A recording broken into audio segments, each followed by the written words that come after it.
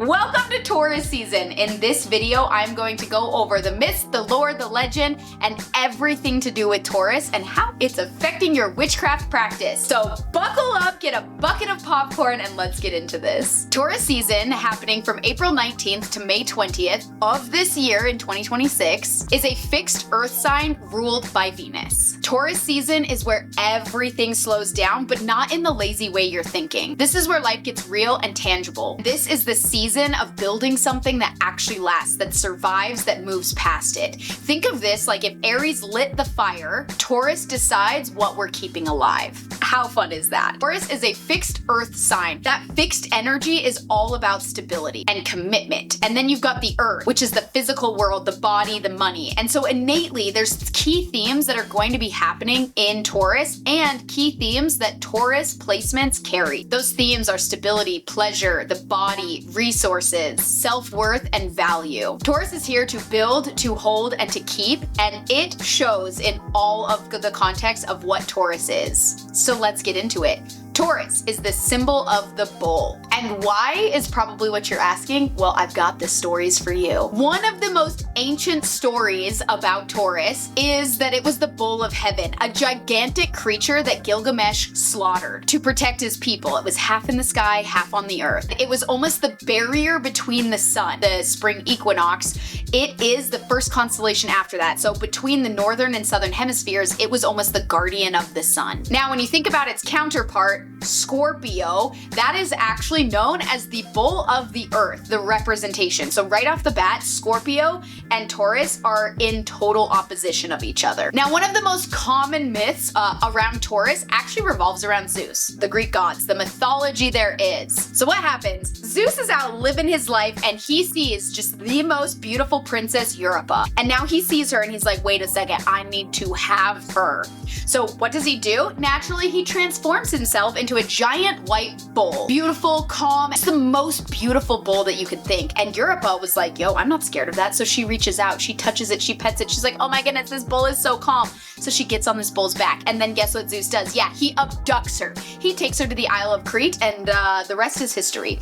All of that because she trusted the bull. Now, a lot of the times this story does get told as a love story, but let's just like sit with it a little bit because it really is an abduction. Like there is this attraction, there is this everything that goes with it, but it's really the bull having his way and moving across the place. All of this represents Taurus energy in one of its most raw forms, and that form is attraction that feels safe until it becomes consuming. Because Taurus is ruled by Venus, and Venus rules our love, our passion, our self-expression, oftentimes it becomes all-consuming. Taurus energy draws you in. It makes you feel comfortable. It makes you feel safer. It makes you want to stay forever. Remember, there is that shadow side where it may take you off forever and you do need to find a way to ground into the earth itself. I will say, to finish off the story, Europa does go to Crete and she does become a queen. She builds a life there, something that's stable, something that's lasting. She is a powerhouse. So even in all of the chaos, all of the thievery,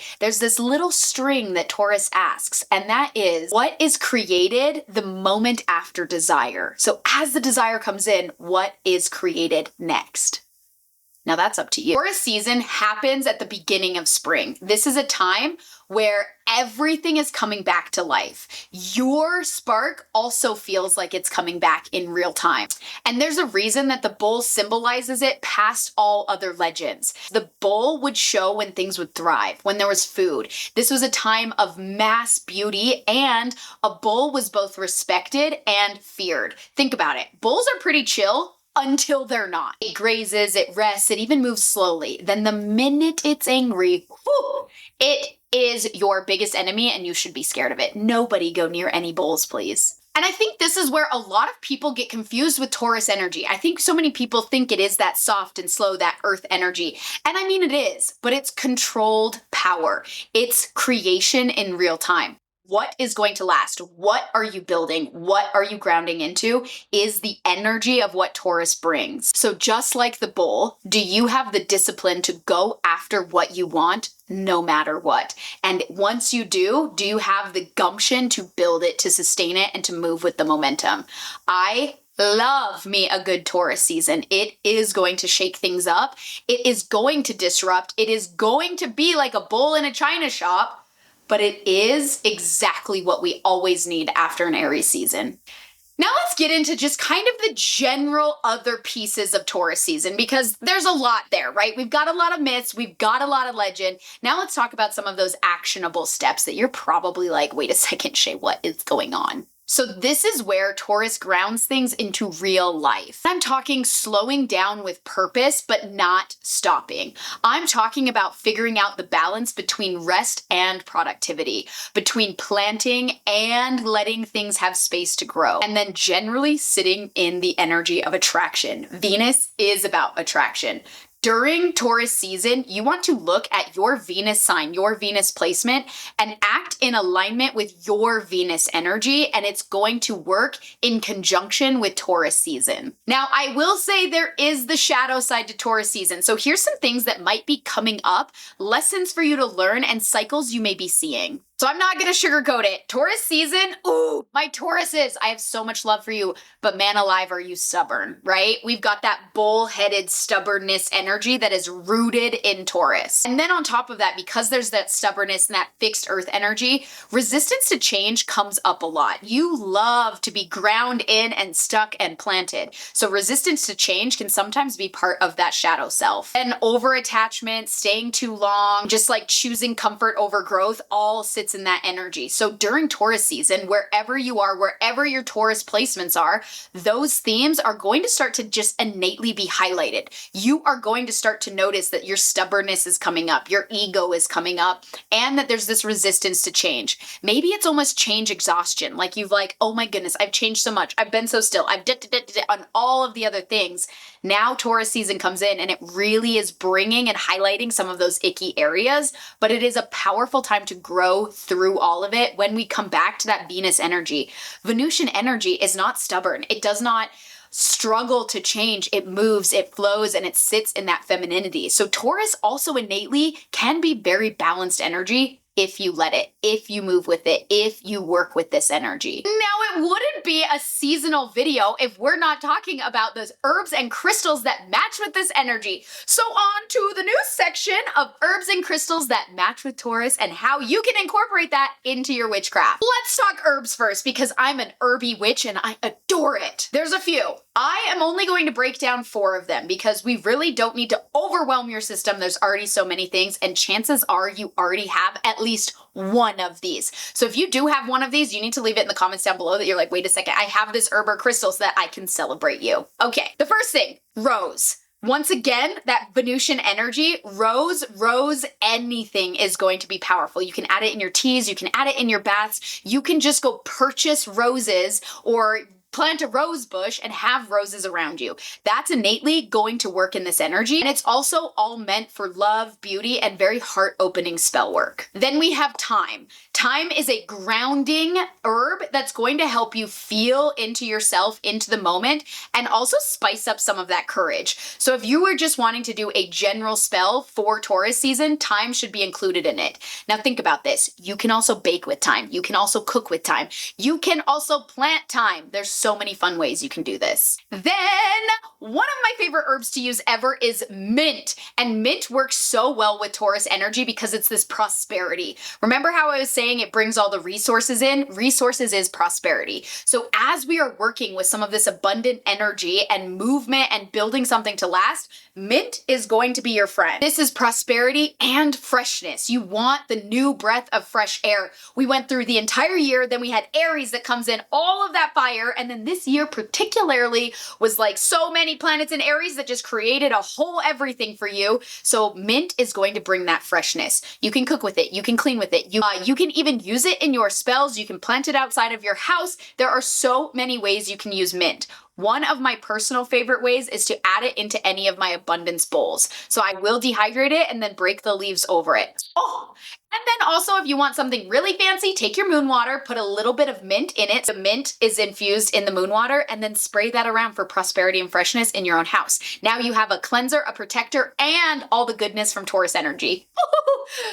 Cackles and witch. Finally, the last herb to be using, I recommend using this one as a tea during this time of year, but you can use it however you want. Chamomile. Chamomile, once again, is a very abundant plant. That is because it is going to grow like a weed if you let it. It's going to just invade everything, and we love that about it. The thing that I really love is the calmness that it brings, not only to our physical body, but also our spiritual and energetic body. If you are feeling like everything is spinning and you have so much momentum but not a direction, chamomile tea.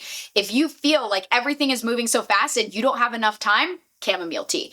If you are like, I just need a moment to myself to recharge, chamomile, even placing it around any of your altar is going to help you remember that. You can also grow it so easy. On to our crystals. Crystals to use in your witchcraft to honor Taurus season and just how much fun they are.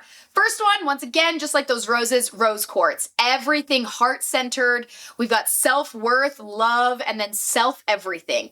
Taurus season, get in yourself. But you do need to bring up some of that audacity. That's going to help through that rose quartz. And we've got green adventuring. Not only does this help you balance your emotional fortitude, which is really needed in Taurus season, it's also known to bring good luck and abundance. So we really love using the luck, the emotional balance, and generally anything else it's going to bring. We're really kicking off with that green. Emerald is also connected to that Venusian energy. I really love using emerald colors, emeralds in my practice. This is a sign of devotion, connection, and fortitude for yourself. I recommend trying it out. Then with that, we've got malachite being our final one, another green one. But malachite is all about transformation through the material world. As you are growing something, as you are building something, malachite, I actually have it on my hand right now. Ooh, look at that, malachite. I didn't even plan that. As you are using malachite, it is also going to help your physical body. It's been known to help your immune system balance better and even work on allergies that are around. So get yourself some malachite, wear it around, but also tie it in to this Taurus season. Beautiful. Okay. Now let's get into some practical ways to work with this Taurus energy specifically for your witchcraft. So if you're not a witch, this section is just not gonna be for you. And also, I don't even know if I'm for you because I'm a witch and I like me some witchy stuff. So practical and grounded things that you can do around this Taurus energy. Create a money bowl or some kind of abundance spell. This is not just for money. Though it's great and you can use some of those herbs and crystals we just talked about, we're also looking for an abundance of joy, of excitement, of ideas, of opportunities. Think outside the box for your abundance. I think a thing that's also beautiful to do in Taurus season is planting your own magic. So creating some kind of space where you can plant some kind of herbs, some kind of flowers, some kind of garden, whatever it is, plant something. Taurus loves it because it's quite literally building something to last. You definitely want to clean and reset your space, your protective boundaries, your absolutely everything. Let in the new fresh Taurus air, let out anything else. Any of your altar spaces, it's a great time to refresh them. We are no longer in Aries season, we are in Taurus season. I love refreshing my altar in minor little ways, taking off some of the stones that I've been using and stepping into new stones and herbs. I also really, as part of my practice, I love having flowers in my home. I go and purchase flowers specifically for my altar and I would put them on there to just refresh everything. Taurus is really connected to the green witch, the kitchen witchcraft. So as you are cooking meals, add intention into all of the things you are cooking, baking, or even making tea-wise. Now I know that that sounds like a lot and a lot of mundane things, but it's actually one of the most powerful things you can do to work with that energy. Taurus is all about that physical realm. So naturally speaking, it's all going to feel better when you can taste it, feel it, sense it, touch it, any of those things. So any body ritual that you're going to do, slow it down.